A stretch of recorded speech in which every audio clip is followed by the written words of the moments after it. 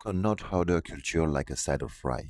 That may sound strange, but it's one of the most important lessons I learned from Jeff Staple last night. Hi, I'm Alexis Honestas, the book strategist. Welcome to Book Strategist Daily. Every day I share one lesson from building Omax books internationally. Let's build. Last night I attended the final panel of the Wayflyer Visionaries Summit in Williamsburg. It was called For the Culture, and one of the speakers was Jeff Staple, who has spent almost 30 years turning a simple pigeon into one of the streetwear most recognizable cultural symbols. Here are 5 lessons I learned from him. First, your product is not necessarily your real business.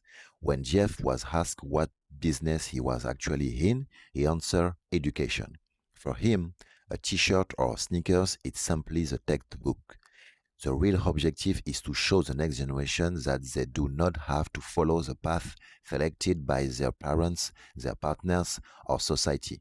He told the story of a man who said Jeff had changed his life. Jeff assumed he was a designer. In reality, the man has left his office job to build a power washing company around his obsession with cleaning. The project was different, but the lesson had traveled.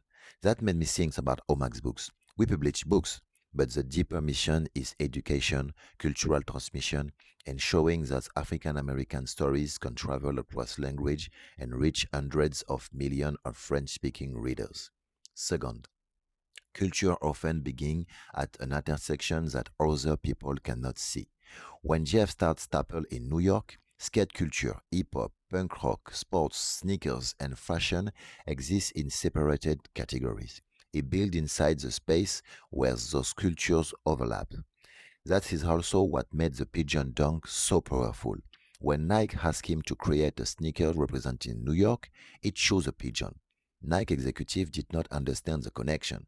Jeff's answer was essentially, exactly, that is why you call me. Nike could manufacture and distribute the shoes, but Jeff understood a cultural code that Nike could not have selected authentically on its own. The lesson is simple. Do not copy the categories that already exist. Look for an intersection when your experience gives you a perspective that larger company cannot easily reproduce. Third, a great collaboration is an action of asset. Jeff wanted to create sneakers, but he don't want to invest in molds, engineers, materials, and an entire footwear supply chain.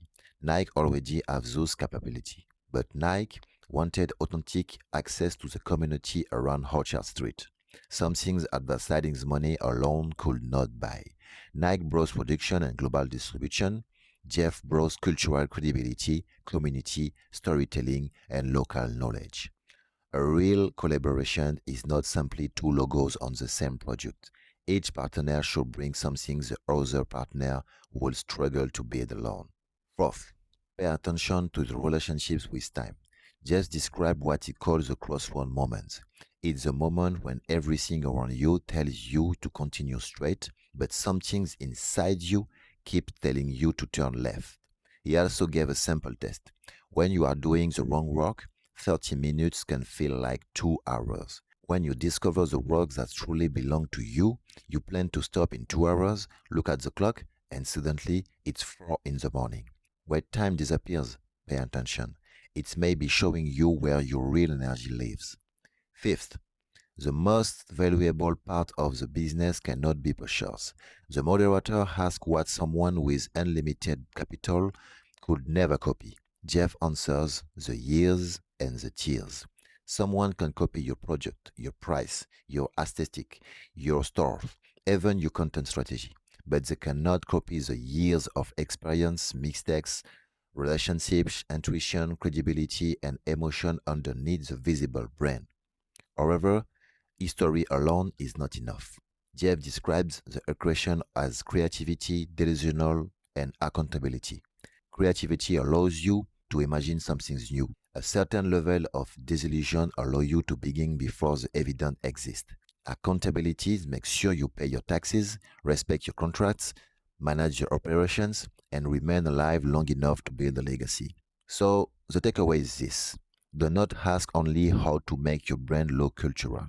Ask what you are teaching, which intersection you understand, what unique asset you bring to a collaboration, what works make you lose track of time, and what invisible discipline will allow you to continue doing it for years. Because culture is not a campaign, it's what remains after the campaigns are over. So, here my question for you. What part of your business could someone with unlimited money still never copy? If this episode was useful, follow Book Strategies Daily, leave a 5-star rating, and share it with someone who is trying to build more than a project. You can find me on X, TikTok, LinkedIn, and Instagram, Alexis Honestas. I'm not documenting success, I'm documenting the process. You're listening to Book Strategies Daily. Follow the journey. I will see you tomorrow.